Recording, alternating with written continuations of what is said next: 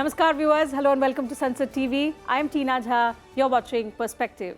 The US House of Representatives has passed by voice vote a legislative amendment that approves waiver to India against the punitive CAATSA sanctions for its purchase of the S-400 missile defense system from Russia. The legislative amendment was passed on Thursday as part of an en bloc amendment during floor consideration of the National Defense Authorization Act. Authored and introduced by Indian-American Congressman Ro Khanna, the amendment urged the Biden administration to use its authority to provide India with a CAATSA waiver in the face of aggression from China. As many of you would be aware, CAATSA is a tough US law that authorizes the US administration to impose sanctions on countries that purchase major defense hardware from Russia. The law was brought in 2017 in response to Russia's annexation of Crimea back in 2014 and also its alleged meddling in the 2016 US presidential elections. It provides for punitive actions by the US government against any country engaged in transactions with the Russian defense and intelligence sectors. So in Perspective today, we'll try and understand from eminent experts what this amendment approving CAATSA waiver to India mean. Does it end all apprehensions about punitive measures by America against India for purchasing defense equipment from Russia? To discuss this and related aspects, there are three special guests who are joining us on the program. So let me begin by introducing them to you. With me in the studio is Dr. G. Balachandran. He's a strategic analyst and former consultant, IDSA. Dr. Balachandran, glad to have you on the show. Thank you for your time. And joining us virtually are two very special guests, former Ambassador, Mr. Jitendra Nath Misra, and Major General Sanjay Meston, retired. He's a defense expert. Thank you, gentlemen, for joining us on this edition of Perspective. Dr. Balachandran, allow me to begin the program today with you. Your remark on how you look at this development. How significant is it? Of course, India has all this while been unhindered and, unthreatened by these sanctions by America. But the fact that this has been one of the sticking points in the Indo-US relationship. So looking at that aspect, how significant is this amendment providing India a specific waiver to India against CAATSA sanctions? Honestly speaking, this is symbolic. It doesn't have major significance for the simple reason. All that the Khanna amendment says, a waiver is in the best interest of Indo-US relations. It doesn't say don't sanction. It doesn't say give a waiver. It says if you give a waiver, it will be good. But in a symbolic sense, it is a good. But first of all, it's like between the cup and the lip. First of all, the administration has to make a determination that it's a significant transaction. If they don't make it, there's no point in waiver. The waiver applies only when sanctions are imposed.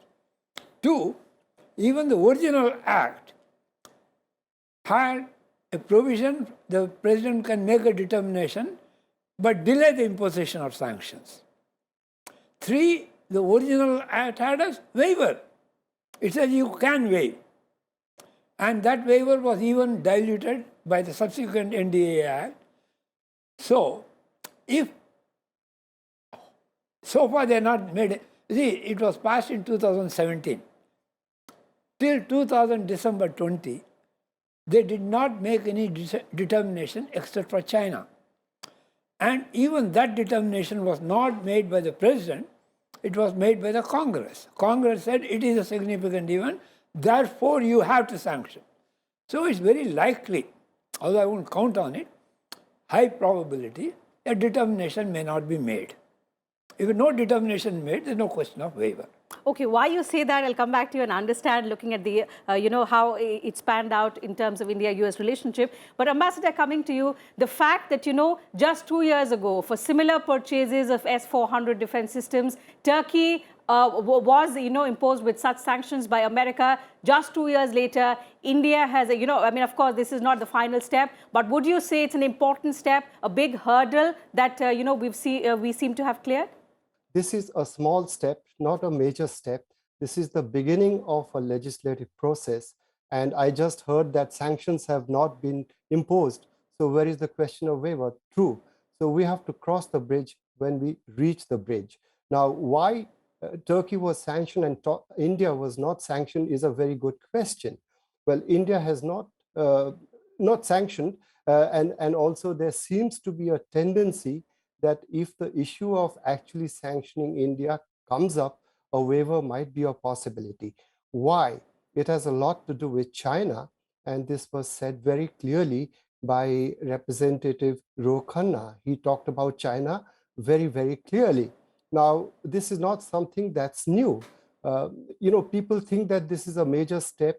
I would look at it as a small step in a process that is really continuing that began some time back. Why? James O'Brien, the United States Department of State coordinator on sanctions, said in January, this was before the Ukraine war started, that the China factor looms very large in any determination being made to sanction India under CAATSA. He said that India's ties with China and our ties with China will be very much a factor. So that was something very clearly stated by a US official. Apart from that, of course, if you want to sanction India or if you want to threaten sanctions, the best way to do it is before India buys the system. Now, the system S-400 was deployed in Ladakh from the media, I hear, in December 2020. So once the system has been purchased and even deployed, we are getting the second battery now.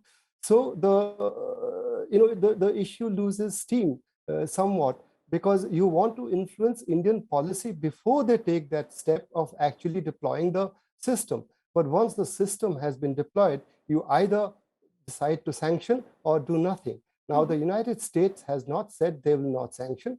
They have not said they will sanction. So they have been dangling it. But I see this legislative action as part of a process that works in tandem with the executive process, which, as I said, as Mr. O'Brien said, that we have to consider the China factor very clearly. So therefore, I see this as a process that might lead to no sanctions being imposed, or if sanctions are imposed, a waiver being granted. We don't know. Okay, General Meston, your perspective, the two panelists before you have said just a small step, a symbolic one, in fact, and not a major one, because, of course, the final authority lies with the executive in America. But looking at the fact that, America has sanctioned India earlier in the past after the Pokhran test, and a lot of analysts have said that that further pushed India into Russia's orbit. Doing that once again and looking at the fast-changing geopolitical situation, this would have been suicidal for America. So is it in its own interest to actually give that much required waiver to India? I think a very pertinent issue has been raised by you. And I totally agree with the two previous speakers that it is more of a symbolic gesture. And who requires it? I think it is America which requires India more. And let us be factually very, very clear that we have common threats, especially in the Indo-Pacific. And of course, China, the way it is advancing, it is now in the geopolitical scenario and in the strategical scenario, it is one of the most important threats to United States. Therefore, America, they require some partners to, overcome this threat, and therefore the importance of India is very significant. Our strategic geographical location makes us very, very important. And the fact that we are the two largest democracies, we have a lot of convergence of interest. So I would per se agree with both the speakers that it is a symbolic gesture, but it is more requirement of the United States. And it has got some inherent messages. One is, of course, the common enemy we have, China, the joint interest in the Indo-Pacific region, and that is why the Quad and so forth, this grouping was resorted to. And India also realizes, let's be very clear, that today, if there is a war with China, for us, I would not use the word rely, but we have to have a lot of collaboration with other interested nations, because it will suit us. Because in terms of army, now as an army man, I'll be stating that our preparedness in the northern borders is very, very good. And I would say it is at par. But now coming on to the Air Force and to the Navy, I would be very candid in saying that as regards the Navy is concerned, we are just 15 to 20% of China's capability, because they are way ahead, and few years time, even the Navy of China would be surpassing the strength of the United States Navy.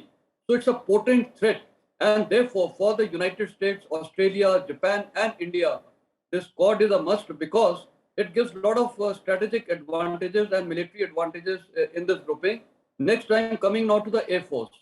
Coming on to the Air Force, the Chinese Air Force has better capabilities in terms of quality and quantity. I have no doubts on that. And therefore, they have also a major disadvantage. Their major disadvantage is that the airfields in Tibet Autonomous Region have limited capabilities. But the strategic advantage is that they have a reach to the Indian heartland, whereas for us to reach the the Chinese heartland from our airfields is not too easy. And therefore, projection of forces in the Indo-Pacific region by these Quad nations and other nations, I would say Taiwan and so forth, these become very, very important because we can threaten their heartland jointly. So therefore, this is a more symbolic gesture by the United States, but it is a requirement both for India and both for and also for the United States to have a joint strategic collaboration. It is in the strategic interest of both the nations and the Indo-Pacific region that this kind of a waiver is required. And actually, it is just a symbolic thing because on ground, actually, it was not translating to any waiver.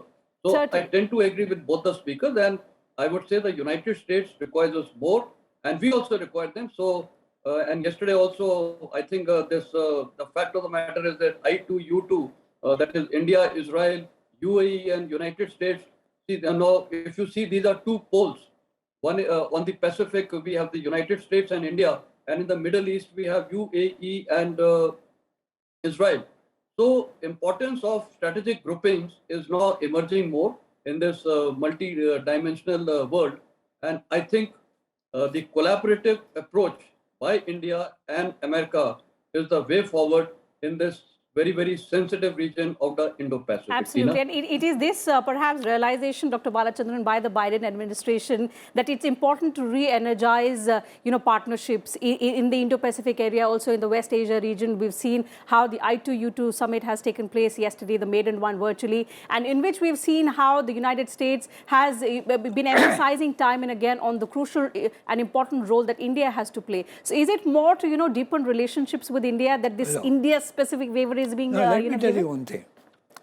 This is the House version of the National Defense Authorization Act. The Senate version of the bill has no reference to CAATSA or India. Now, both these will go to a conference and they will decide on a joint bill.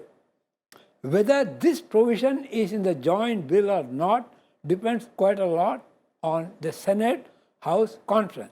But the fact, Doctor, that this has been voted en masse, does it not give any kind of political signal? There are a lot of House bills in the previous years which had provisions which, when went to the joint conference, were deleted.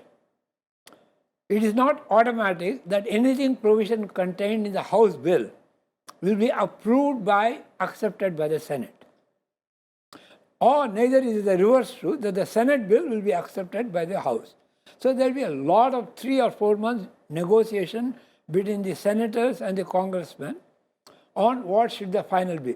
Some of the previous bills had some provisions which are very favorable to India in the House bill. They were not included in the final bill.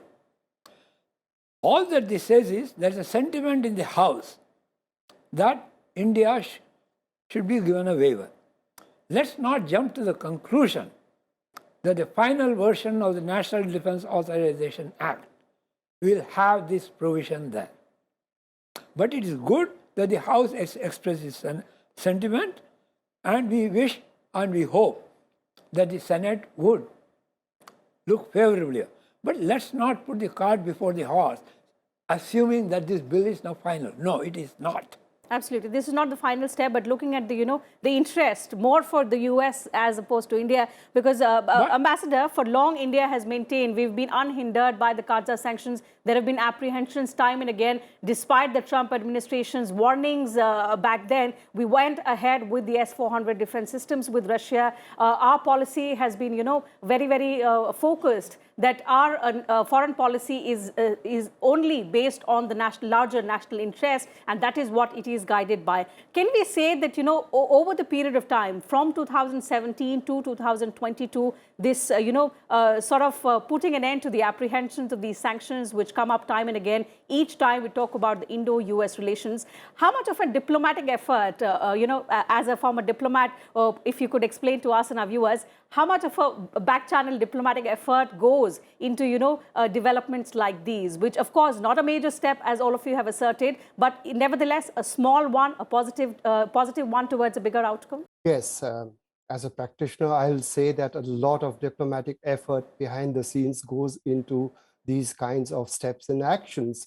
And undoubtedly, a lot of our very capable diplomats in Washington, D.C., lobby the US Congress and the Senate on issues of concern to India. So that obviously is a continuous process. I would tend to look at this issue more politically rather than procedurally and legally. Yes, the Senate may not even consider it in its present form. It's absolutely true that technically it has to go to the Senate, and it doesn't have to be exactly the same kind of language, and both the texts have to be put together. All that is all right. But I would like to just go back as to why the United States has not imposed the CAATSA sanctions on India. This is a very important question. Why they haven't done it? Well, they haven't done it, as I said, I'll repeat that, and it's worth repeating. Initially, they wanted to pressure India to buy more US arms. Simple. Don't buy the Russian S-400, buy the Patriot. And the Patriot is not as good a missile, not even half as good, I'm told. So India said, no, we are going to go with this system because it is the right system for us. Now, then the United States continued to give very ambiguous signals. We will, we won't, we will, we won't. Nobody knew what was going to happen. A lot of suspense. But that was before India purchased and then deployed these systems. But once you have deployed the systems, India has the initiative. That's how I look at diplomacy. He said a transition from Russian arms and support immediate needs of India. But that's what Secretary of State Blinken said in the 2+2 talks. And that's what Victoria Nuland, the Undersecretary of State for Political Affairs, said to NDTV, that we weren't willing to be a partner of India, but we are willing to be a partner. So it's part of a process. Okay, General Meston, coming to you. So what we are discussing is the fact that the amendment also mentions, and what has also been asserted by the ambassador, is that America trying to now persuade India to reduce its arms dependence on Russia and instead engage more and more deeply with the US for its defense needs. Can we say it's like a quid pro quo arrangement then? My take on this is that the American latent or the hidden desire is that the dependency on Russia should gradually be weaned. There is no doubt on that, and we should be more dependent on United States and the other Western nations. But I would put it in a different manner. See, this Russia-Ukraine war has also taught us many strategic lessons. And one of the important lessons is that today India, as a nation, cannot be reliant for military hardware only on one of the nations. And therefore, in the last few years, we have started diversification. We are procuring our military hardware and wherewithal from many of the countries. And gradually, we are, as it is, depending less on Russia. Yes, there are specific equipment like S-400, which is the state of art and one of the best in the world. So India's strategy is very, very clear. We today would like to procure the best equipment from the best of the nations wherever we get the best, because we have to serve our national interest. That is point one. Point two is, the fact of the matter is that today, even dependency, America has no one to tell us. Yes, we understand as a nation that today India has to be self-reliant, and therefore Prime Minister's focus on Atmanirbhar Bharat. Today you'll be glad to know that India has, erstwhile our dependency internally was on the DRDO only. Now today, besides DRDO, a lot of private industries, and medium industries, they are all today coming up and they are understanding the requirements of the defense. And we have a very, very good interaction with all these private sector undertakings, and many of them today, like Bharat Forge and so forth, they are coming forth with such this thing. So in the next decade, you will see that our reliance today on the outside world will be less and we'll be self-sufficient, and that is a long-term aim, including whether it is the naval projects or the Air Force. So we are having in certain things joint collaboration. Now in Amethi, we are going to produce AK-203 rifles. So this is the way we are looking forward to. As a result, our dependency would start declining gradually. It's not an overnight process. And not only that, spare parts is a major issue. For most of the things, we are dependent on spare parts from Russia. So today we have a directorate of indigenization within the armed forces, which is today resorting to, all the spare parts being devised here only. So there is a lot of this thing. So yes, America's hidden interest is that we should be less dependent. But today, Indian interest is also that we need not be dependent on any particular nation. We have to be diversified and let us not be self-reliant. So it is a gradual process. And therefore, the inventory which was Russia predominant is gradually declining. In fact, in a certain discussion later, I can quote the figures to you. It is gradually declining. Absolutely. So it is in India's natural interest, not in the interest of the United States. Yes, their agenda is very clear, but our agenda, our focus is very, very clear: self-reliance, less dependency on one particular nation. Absolutely. So, this is one of the endeavor has been to become self-reliant and also to diversify our defense needs.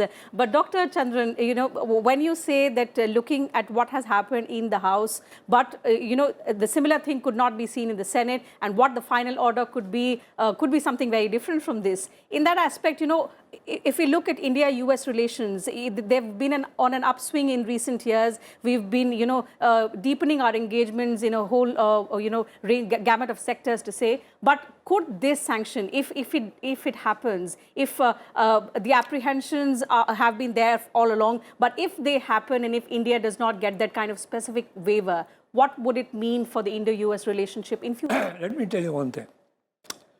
The National Defense NDA, which we are talking about, the sections that precede Ro Khanna's amendment, there are about 4 sections that deal with India. And they are far more supportive of India, telling that the US must encourage private industry to come to India. US must cooperative R&D projects. They are far more significant than Ro Khanna's amendment. 2, I agree with you. If the US were to sanction, it will be a great setback. Whether there's a waiver or not, the very act of sanction followed by waiver will put a big dampener on Indo-US defense cooperation. There's no question about it. There's no point in saying, I'm going to punish you, but I will postpone the punishment. That means, I think you have done something wrong, okay? I think that's why so far they held back. I hope they don't sanction and waiver, because sanction is a major process. And then with the sanction, fortunately, the original sanction waiver, the president also had to certify that he had assurance from the government, which is sanctioned, that they will reduce their dependence on the other party, which we will not do. We will not give a guarantee. But fortunately, an amendment that was made 2 years later has watered it so much, it's not very difficult to give a waiver. But still, I think the act of sanction itself will have a great negative, feedback in India. They'll say, look, we told you don't trust United States. So the camp that was been always saying they don't trust United States will gain volume, and that will definitely have a negative impact on Indo-US relations. Certainly. And at this point, I think as mature partners, it's for America to realize and also respect India's independent foreign policy. We understand. Everybody has to respect everybody else. It's not that everybody should respect India and India doesn't respect anybody. The Turkey case, it was not the Trump administration that sanctioned Turkey. It was the House in a bill in the NDAA said, we say that you should sanction Turkey within 30 days. It was a mandated sanction. It was not a voluntary sanction by the administration. Hopefully, with this, no congressman will put such a stand against India, and the administration will exercise caution. Absolutely, because it could mean, a major dampener for India-US relationship if that were to happen. We should be careful about that. Yes, we should expect them that they will. Please, the Ukraine-Russian thing, it all depends on how it proceeds. Because the US Congress, if it takes a very strong stand, there's nothing Biden, the executive cannot, if like they did the last time, the Congress passes, it was the amendment by another congressman that said that, okay? If another congressman puts an amendment saying acquisition, the words are, acquisition of S-400 by Turkey is a significant and must be sanctioned. If a new congressman says an amendment that acquisition of S-400 by India is a significant transaction and the president must sanction, he will have to sanction. Absolutely. So what that final order is going to be, certainly, and when that happens is something that we'll all have to wait and watch. Let's not jump with joy right now. Certainly. But for now, what's significant is that it's a small step. It looks like a major hurdle. There were apprehensions all along. They still are. But as all our panelists said, it's like a small step towards, removing these the threat of the CAATSA sanctions against India, so that India-specific waiver that we've been discussing on the program today, what actually happens, what the executive decision will be in America is something that we'll all have to wait and watch. So that having been said, I'll have to wind up the discussion. Thank you, Dr. Balachandran, Ambassador, and General Meston for joining us on the program today, sharing your thoughts, your views with us and our viewers. Absolute pleasure to have you all three on the show with us on this special edition of Perspective. So that's it from us on the program today, viewers. Thank you for your time as well. See you again same time tomorrow now with another brand new episode. Until then, take care of yourselves and keep watching Sansad TV.